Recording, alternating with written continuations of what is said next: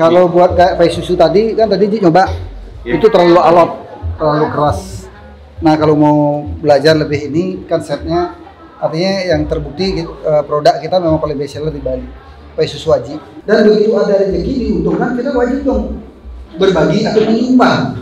Nah makanya cara Krishna, cara saya selama ini adalah promosinya adalah caranya selalu berbagi dengan masyarakat.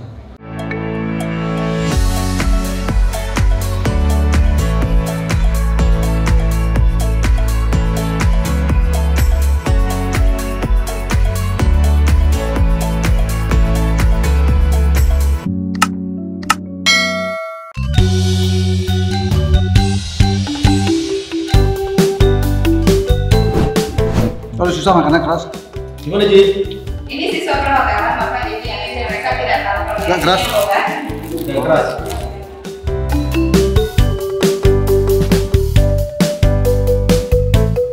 Om Swastiastu.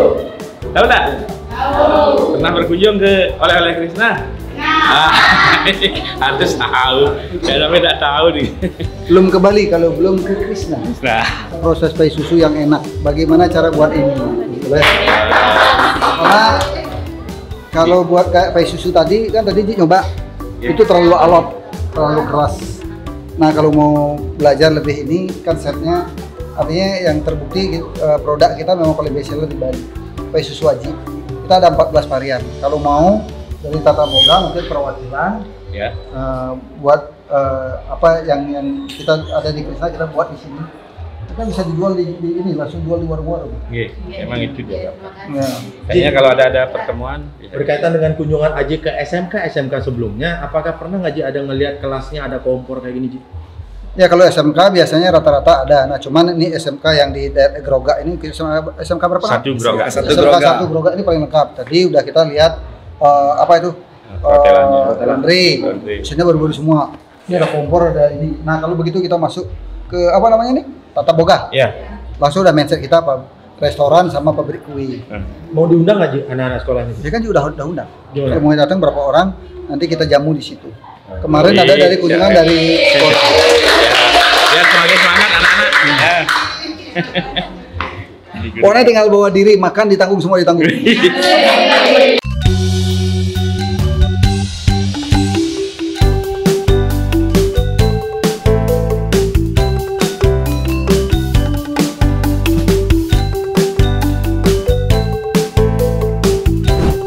Perusahaan Sidata semuanya ada saya semakin besar, semakin berkembang perusahaannya.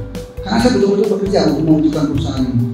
Dan begitu makin ramai, makin besar, makin antri pekerjaannya. Biasanya kalau bekerja ya, setiap Agustus itu ada gerak jalan, kan itu kan orang yang pesan baju pakaian olahraga ini kewalahan.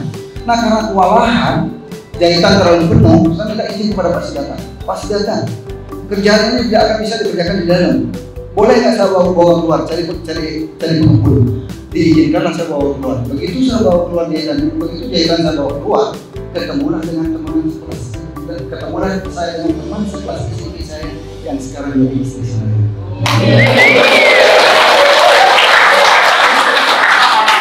Begitu ceritanya.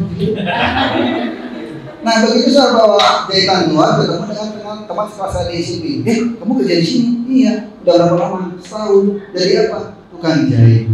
Karena kita sering bawa kerjaan sana, sering curhat. Padahal waktu SMP musuhan, nggak pacaran.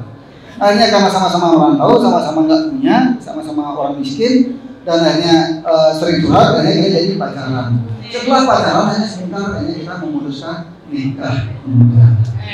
Sudah ya. Saya umur 19 tahun dan istri saya umur 17 tahun. Begitu saya mau nikah muda, saya bilang sama bos saya, Pak Sidata, saya mau nikah muda. Gila, kamu masih kecil udah nikah, masih umur 19 tahun, istri kamu dan calon kamu masih 17 tahun. Nggak boleh nikah, belum saatnya nikah, masih muda, nggak boleh. Tetap saya mau nikah Pak. Kenapa gitu? Kenapa terlalu bersikeras untuk nikah? Karena begitu saya nikah, perusahaan bapak akan jauh lebih besar. Nggak mungkin, nggak ada kata itu. Saya pastikan perusahaan bapak akan jauh lebih besar.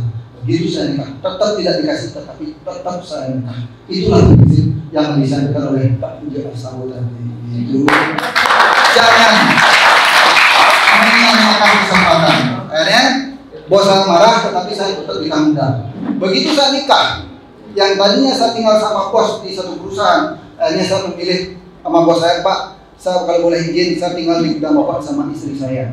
Tetapi istri saya nanti ngajak tukang jahit juga. Kan saya tinggal di gudang bos saya, istri saya ngajak tukang jahit di gudang 3. Nah, begitu saya kerja pagi, pulang dari kerja, saya bawa kerjaan untuk istri saya. Artinya pagi bekerja di perusahaan, sorenya bawa kerjaan buat istri. Uangnya kan tidak kemana-mana, dari hulu ke hilir. Nah, akhirnya 6 bulan kemudian setelah saya nikah, perusahaan Sidata semakin besar. Satu-satunya komisi terbesar di Bali adalah Sidata. Berkat anak buahnya. Kapan ada yang begitu?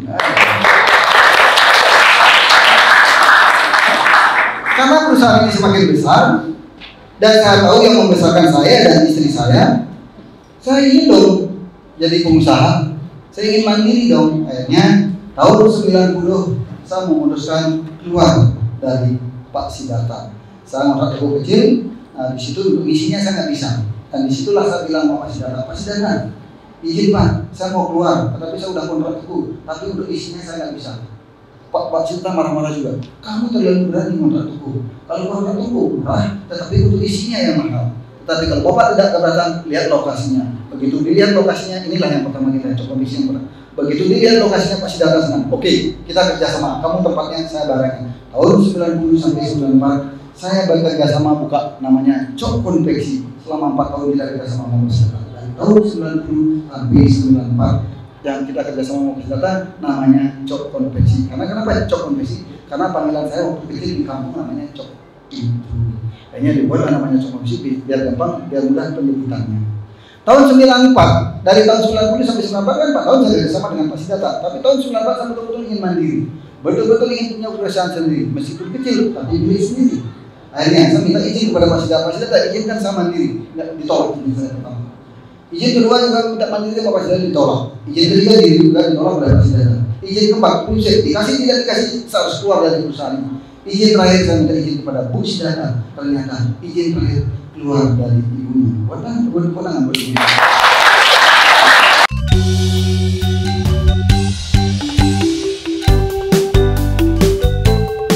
Bayangin kan, anak tamatan SD, SMP tiap tahun buka online. 2007, 2008, 2009, 2010, 2011, 2012, 2013, 2014, 2015 sampai 2019 dan sampai sekarang 2022 total outlet Krishna adalah 32 outlet. Krishna itu mempunyai 32 outlet dengan jumlah karyawan 2.500 karyawan. Contoh outlet yang pertama adalah Krishna 1, 2, 3 dan 4 dan Krishna 1, 2 dan 3. Krishna outlet ada 8. Ada Krishna Eco Village, ada Krishna Water Sport, ada Krishna Adventure, ada Krishna apa lagi? Ada Latabla, ada bebek tepi sawah, ada Koshi Sepa, nggak tahu nih apa ya. Ada restoran Surabaya juga, tapi tidak pernah ke Surabaya. Ya kita punya 32 outlet dan usia usaha saya sekarang 15 tahun. Dan di 2019 kita membuka 3 outlet sekaligus. Yang paling besar dan investasi paling gede adalah Waterpark Singaraja di buka 2019. Nah ini luasnya, dan yang kedua yang kita buka di 2019 adalah Krishna Blank Singa. Ini luasnya 3 hektar yang satu-satunya oleh-oleh kalau belanja harus melewati pematang sawah. Karena kita konsepnya alam. Dan di depannya ada air terjun. Ini adalah kalau mau asik foto-foto datanglah ke Krishna Blank Singa. Di depannya air terjun dan akhir bulan Oktober akan dibuka jembatan kaca pertama di Indonesia berdiri Krishna.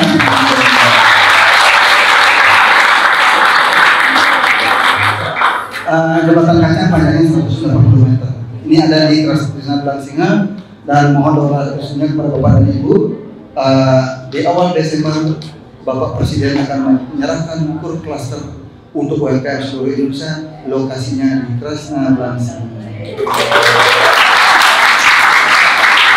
Dan satu-satunya pengusaha Bali dan pengusaha lokal yang bisa mengundang presiden 2 kali adalah saya.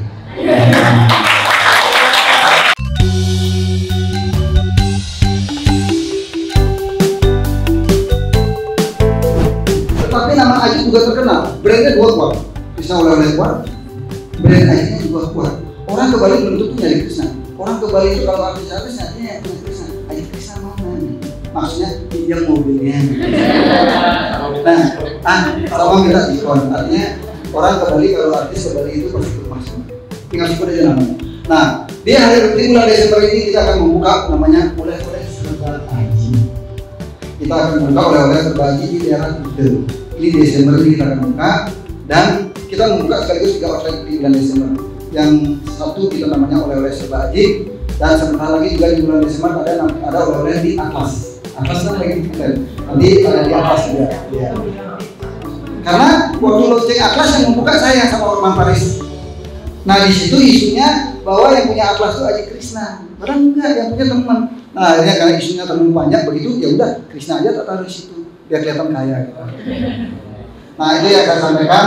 Artinya Krishna itu usianya 15 tahun, kita mempunyai 32 outlet, dan Desember ini kita akan menambah lagi 3 outlet. Total outlet kita menjadi 35 outlet dengan jumlah karyawan tambah lagi mungkin nambah lagi 500 kurang lebih.